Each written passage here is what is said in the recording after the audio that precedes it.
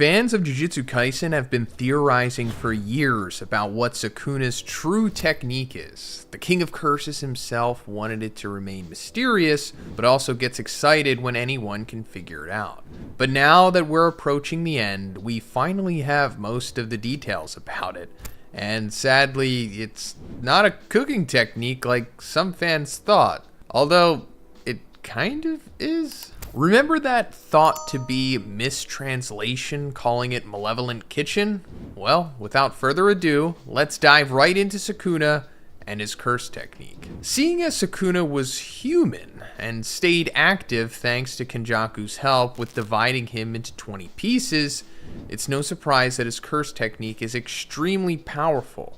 I mean, come on, have you seen how many strong Jujutsu users are struggling against him right now? Still, if it wasn't for Yuji's caring personality and purposeful creation as his vessel, Sukuna might have kept sleeping another 1,000 years. That said, the story fed us bits and pieces of his technique as it went on, culminating in this final arc. First things first, Cleave and Dismantle are what we see him use the most, because it's Sukuna's offensive and least demanding part of his innate technique. Not that much of anything is taxing when it comes to his massive storage of cursed energy. Cleave is a semi-automated skill that adapts to the target's amount of cursed energy, cutting them down in one attack. Considering the breakneck speed at which Sukuna fights, this probably takes a second or less to calculate. It does, however, require him to actually touch the intended recipient for it to work. There has to be some limitation, right? It can also be modified to resemble a spider web,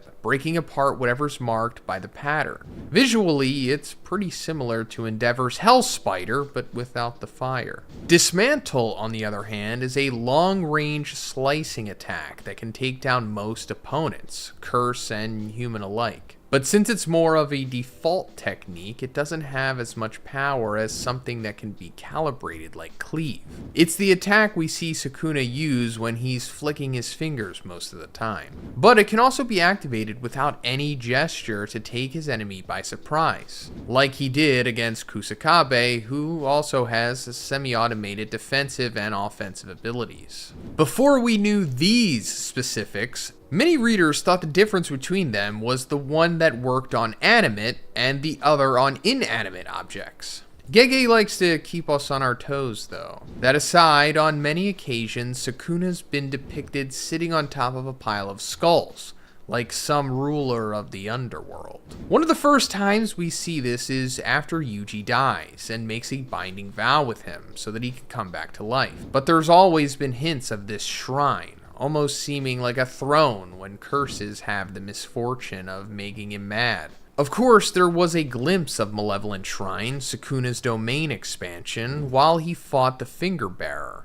for a brief second, but it became clearer as Sukuna gained fingers and got closer to having his true body. Against Maharaga, it was just a rapid succession of slashes that the eye couldn't catch. The only thing visible was the destruction left afterwards, but we were later blessed with multiple domain expansions when he fought Gojo and other strong sorcerers. So what is Malevolent Shrine? Just like Dismantle, and because it's a domain, Sukuna doesn't have to touch the enemy to trigger it, but his area of effect works a bit differently. For Malevolent Shrine, there's no defined barrier keeping someone trapped within it. Because of that handicap that he gives himself, it grants him a binding vow to change the parameters of the domain. To be more precise, Sukuna can make it reach a radius of up to 200 meters if he wants. And seeing as domains tend to just be a more powerful representation of the related curse technique, Sukuna can adjust Cleave and Dismantle within that radius to follow certain rules. But that's not all. Since it's just a wide open space, any enemy that would normally attack it to break out of the domain is out of luck. They would need to put Sukuna himself out of commission to stop the domain's effects. This also makes it very good against other domains, seeing as Sukuna can just expand his reach and attack their barrier from the outside. This is, again, because most, if not all, domains are weak against outside attacks, seeing as the goal is to keep them trapped inside.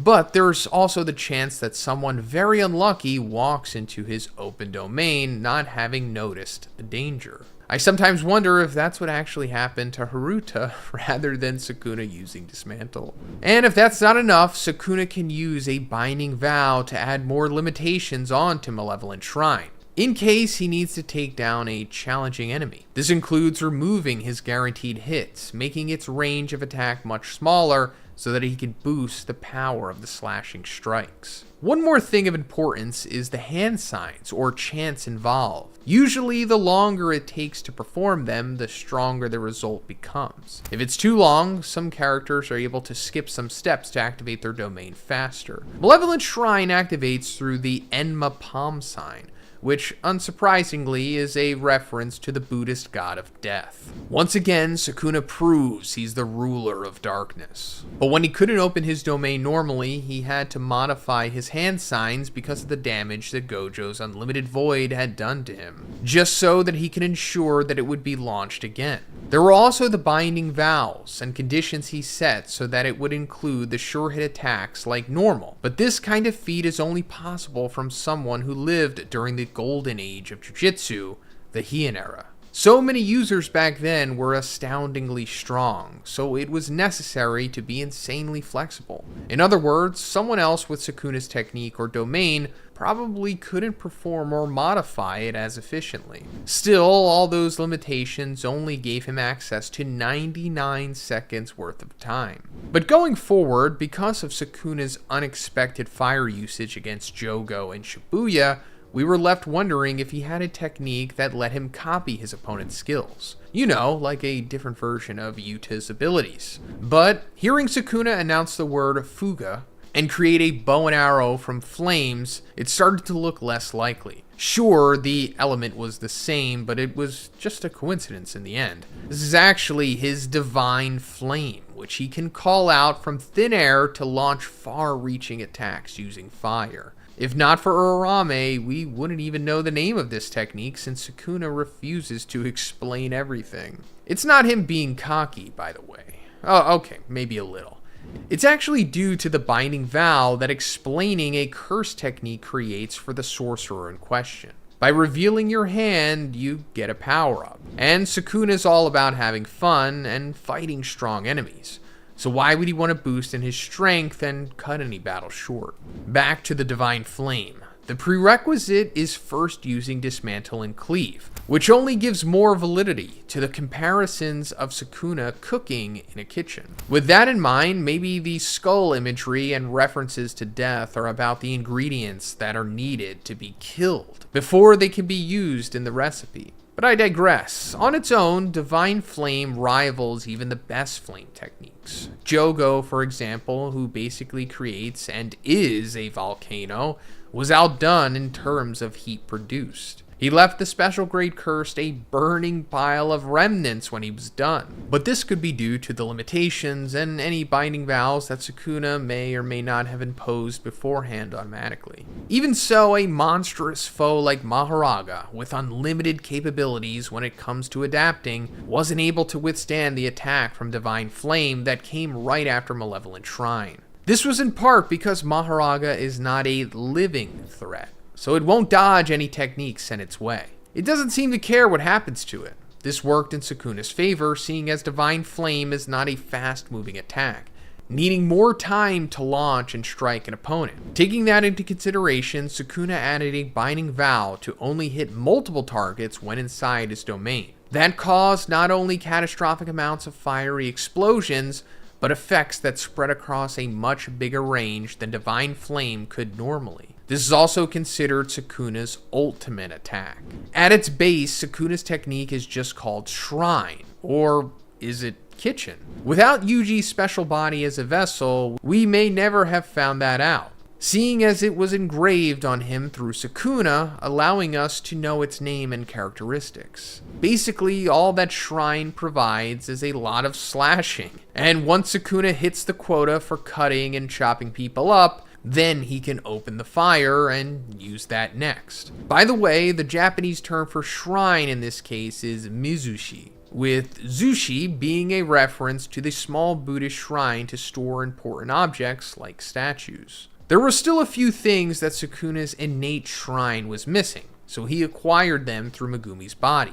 or rather his 10 Shadows technique. We won't go through the usual summons since that's more of a Megumi thing, but for the usual ones like Divine Dog or Nu, Sukuna limits their independence in exchange for increasing the range that they can attack, and losing some power. To compensate, Sukuna uses his large well of cursed energy to strengthen them. And with Sukuna being who he is, his versions of the Shikigami are all larger and stronger than Megumi's were. And even though we've seen Megumi merge a few animals, Sukuna takes it a step further, like he usually does. He combines Nu, Great Serpent, Round Deer, and Tiger Funeral to create a monstrous creature called Agito. It's as big as Maharaga and can use the same skills that the separate Shikigami have, like Reverse Curse Technique and Electricity. But the biggest perk is his access to Maharaga, the strongest Shikigami among the 10 Shadows, one that had never before been successfully tamed. With it, Sukuna can take advantage of its resilience and unmatched skills at adapting to any and all phenomena. Likewise, Sukuna can choose whether to have the floating 8-handled wheel, which controls that ability, over himself, the Shikigami, or someone else entirely. Like having Megumi bear the pain and effects of any attack Gojo launches instead of taking it on himself. With the eventual loss of Maharaga to Gojo's Hollow Purple, and observing how the Shikigami could overcome even the strongest of techniques, Sukuna was able to get past infinity by cutting space itself. As far as we know, Maharaga and his wheel for adapting have disappeared altogether, but still, with that ultimate slash in his arsenal, not only did Sukuna kill the strongest modern sorcerer, but he gained the ability to practically slice through anything. It's considered a world-cutting slash, but could it possibly slash time too? If not for Maharaga being able to nullify infinity through changing its cursed energy itself, Sukuna might not have been able to consider modifying his dismantle to slice through space either. Either way, Sukuna's only able to use this special enhanced slash if he uses hand signs, chants, or both. That at least gives the opponent a means to prevent or counter something so deadly. The best option is to stop it before Sukuna can use it, by cutting his mouth and removing his arms, but that's easier said than done. And the only one who was able to dodge it after Sukuna had already said the chant is Maki, due to her heavenly restricted body. But with that being said, this may not be the end of Sukuna using Shrine in new and sadistic ways. And that's pretty much it for Sukuna's curse technique. If you liked the video, guys, please give it a like, and if you want to see more Jujutsu Kaisen content like this, please subscribe as well. Have a great day, and I'll see you in the next one.